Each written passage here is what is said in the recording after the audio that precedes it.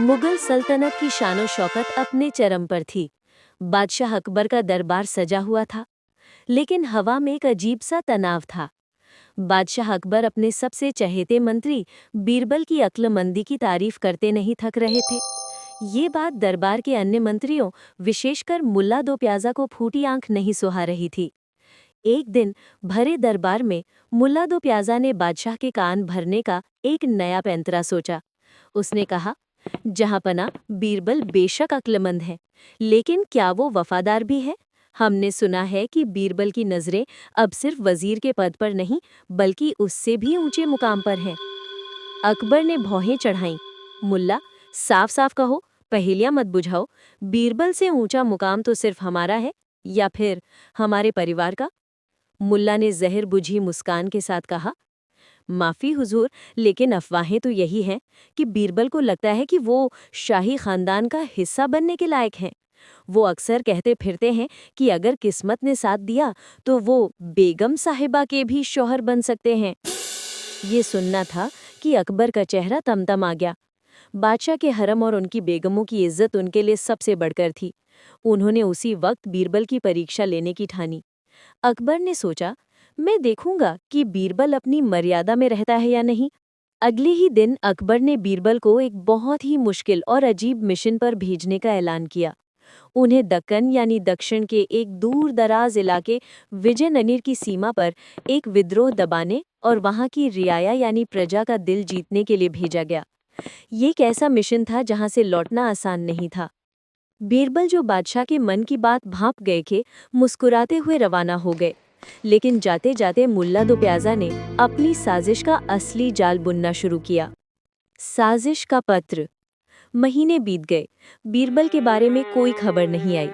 इसी बीच मुल्ला दो प्याजा ने अपने जासूसों के जरिए एक झूठी खबर तैयार करवाई और उसे एक पत्र की शक्ल दी।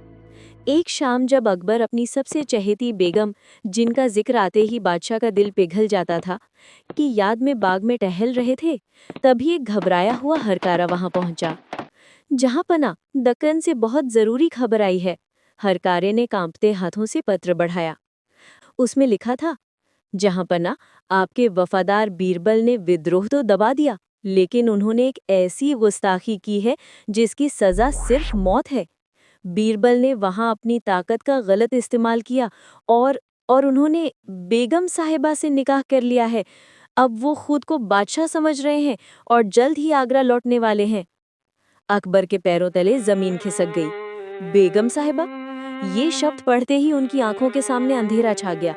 उनके दिमाग में सिर्फ एक ही ख्याल आया कि बीरबल ने शायद किसी बगावत के चलते अकबर की किसी दूर की रिश्तेदार, या अल्लाह ना करे महल की किसी इज्जतदार महिला जो वहां दौरे पर थी, से जबरन शादी कर ली है। या शायद ये अकबर के पौरुष और उनकी सत्ता को सीधी चुनौती थी। बादशाह का गुस्सा ज्वालामुखी की तरफ फट पड़ा। उन्होंने उसी वक्त अपनी तलवार निकाली और पास रखे संगमरमर के गुलदस्ते को एक ही वार में चकनाचूर कर दिया। बीरबल, अकबर दहाड़े, हमने उसे अपना नवरत्न बनाया, अपना भाई समझा, और उसने हमारी इज्जत पर हाथ डाला। उसने बेगम से शादी की। आज सूरज ढलने से पहले बीरबल का सिर हमारे कदमों में होगा। पूरे महल में हड़कंप मच गया। मुल्ला दो प्याजा मन ही मन लड्डू फोड़ रहे थे। उनकी चाल कामयाब हो गई थी। बादशाह ने आदेश दिया कि बीरबल जैसे ही आगरा की सीमा में दाखिल हों, उन्हें गिरफ्तार कर लिया जाए और सीधे दीवाने आम में पेश किया जाए, जहां उनका सिर कलम कर दिया जाएगा। बीरबल की वापसी और आगरा में सन्नाटा। अगले दिन आगरा शहर में एक अजीब सी खामोशी थी। लोग छतों पर चढ़े देख रहे थे कि बीरबल का क्या होगा। दूर से धूल का गुबार उठता दिखाई दिया। बीरबल का काफिला आ रहा था, लेकिन ये काफिला किसी अपराधी का नहीं, बल्कि किसी दूल्हे की बारात जैसा लग रहा था। आगे आगे ढोल बज रहे थे और बीच में एक बहुत ही सजा धजा डोला यानी पालकी था। सिपाहियों ने जो बीरबल को गिरफ्तार करने के लिए खड़े थे, ये नज़ारा देखकर हैरान रह गए। बीरबल घोड़े पर शान से बैठे थे, चेहरे पर वही पुरानी सौम्य मुस्कान। सिपाहियों ने उन्हें रोका। बीरबल जी, बादशाह सलामत का हुक्म है, आपको कैदी बनाकर पेश किया जाए। बीरबल हंसे, अरे भाई, कैदी बनाकर क्यों? मैं तो अपने बादशाह के लिए एक तोहफा और अपनी नई नवेली दुल्हन को मिलवाने आया हूँ। चलो दरबार चलते हैं। सिपाही असमंजस में पड़ गए, लेकिन बादशाह के गुस्से के डर से उन्होंने बीरबल को घेर लिया और दरबार की ओर ले चले। पालकी भी साथ साथ चल रही थी। दरबार में तूफान। दरबार खचाखच भरा था। अकबर तख्त पर बैठे थे, उनकी आंखें अंगारों की तरह लाल थीं। मुल्ला दो प्याजा उनके ठीक बगल में खड़े अपनी जीत का इंतजार कर रहे थे। जैसे ही बीरबल दरबार में दाखिल हुए, अकबर अपनी जगह से खड़े हो गए। उनकी आवाज में इतनी कड़क थी कि दरबार की दीवारें भी कांप उठी। गद्दार बीरबल, अकबर चिल्लाए, तुमने हमारी दोस्ती का ये सिला दिया। हमने सुना है कि तुमने बेगम साहिबा से निकाह करने की जरूरत की है। क्या तुम्हें मौत का भी खौफ नहीं? बीरबल ने बहुत ही अदब से झुककर सलाम किया। जहां पना, गुस्ताखी माफ हो, लेकिन मैंने कोई गुनाह नहीं किया। मैंने तो बस सुन्नत अदा की है। निकाह करना तो इबादत है, इसमें गद्दारी कैसी? अकबर का पारा 7वें आसमान पर पहुंच गया। जुबान लड़ाता है, तुमने उस औरत से शादी की जिसे बेगम का लक़ब यानी टाइटल हासिल है। क्या तुम्हें नहीं पता कि ये लक़ब सिर्फ शाही खानदान के लिए है? तुमने हमारी तौहीन की है। बताओ, कहाँ है वो? बीरबल ने शांत भाव से पालकी की ओर इशारा किया, जो दरबार के बीचों बीच रखी गई थी। हुजूर, मेरी बेगम उसी पालकी में है। अगर आप इजाजत दें तो मैं उन्हें बाहर बुलाऊं, वो आपसे मिलने को बेताब हैं। दरबार में सन्नाटा छा गया। सब सोच रहे थे कि अब क्या होगा। क्या सच में बीरबल ने किसी शाही महिला का अपहरण किया है? मुल्ला दो प्याजा की धड़कनें भी बढ़ गई। उन्हें लगा कि बीरबल सच में मरवाने वाला काम कराया है। बादशाह ने तलवार की मूठ पर हाथ रखा और दांत पीसते हुए कहा, बेशक, बुलाओ उसे बाहर। हम भी देखें वो कौन है जिसने बीरबल के साथ मिलकर अपनी मौत को दावत दी है। पर्दा उठा। बीरबल पालकी के पास गए। उन्होंने बहुत ही प्यार से आवाज दी, बेगम साहिबा, बाहर आइए, बादशाह सलामत आपका दीदार करना चाहते हैं। पूरे दरबार की सांसें थम गई। पालकी का पर्दा हिला। सबसे पहले एक छोटा सा रोएदार पंजा बाहर आया, फिर एक म्याऊं की आवाज आई और अगले ही पल पालकी से एक बेहद खूबसूरत सफेद रंग की फारसी बिल्ली यानी पर्शियन कैट बाहर कूद पड़ी। उसके गले में सोने का पट्टा था और माथे पर एक छोटा सा टीका लगा था। बिल्ली ने अकबर की ओर देखा और जोर से म्याऊं कहा। अकबर सन्न रह गए। उनका मुंह खुला का खुला रह गया। दरबारी एक दूसरे को देखने लगे। मुल्ला दो प्याजा का चेहरा पीला पड़ गया।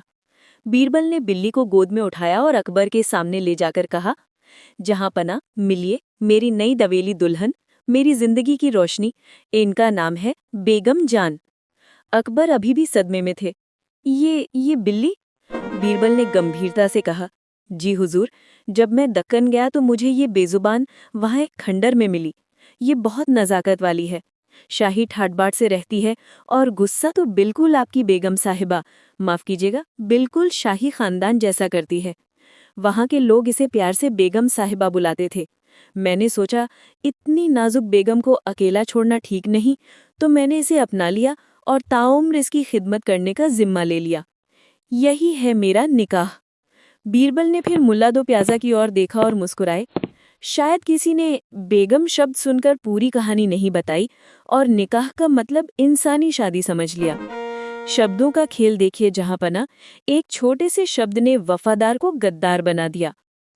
हंसी के ठहाके। अकबर कुछ पल तक बीरबल को देखते रहे, फिर बिल्ली को देखा और फिर मुल्ला दो प्याजा के लटके हुए चेहरे को। बादशाह के चेहरे का तनाव धीरे धीरे पिघलने लगा और फिर दरबार में अकबर की हंसी गूंज उठी। वो इतना हंसे कि उनकी आंखों में आंसू आ गए। बीरबल, तुम सच में शैतान हो। बिल्ली और बिल्ली के सिर पर हाथ फेरा। तो ये है वो बेगम जिसके लिए हम अपनी सल्तनत में आग लगाने को तैयार थे। बिल्ली ने मानो सहमति में सिर हिलाया।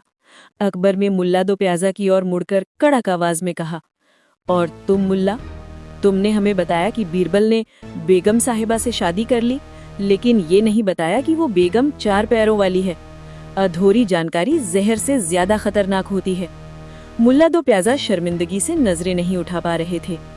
अकबर ने बीरबल को गले लगाया और कहा, बीरबल, तुमने आज फिर साबित कर दिया कि अक्लमंदी सिर्फ पहेलियां सुलझाने में नहीं, बल्कि मुश्किल वक्त में भी हास्य ढूंढने में है। तुम्हारी ये बेगम हमें मंजूर है। बादशाह ने बीरबल को इनाम में मोतियों की माला दी और बेगम जान यानी बिल्ली के लिए रोजाना शाही रसोई से दूध और मछली का इंतजाम करने का हुक्म दिया। उस दिन के बाद से आगरा के किले में वो सफेद बिल्ली अक्सर घूमती नजर आती थी और जब भी वो म्याऊं करती, अकबर और बीरबल एक दूसरे को देखकर मुस्कुरा देते और मुल्ला दो प्याजा अपना रास्ता बदल लेते।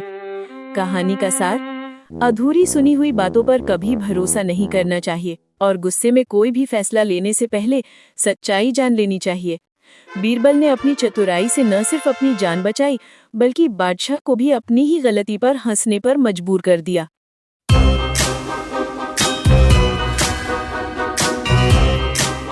SRB 95 को लाइक, कमेंट, शेयर और सब्सक्राइब करें।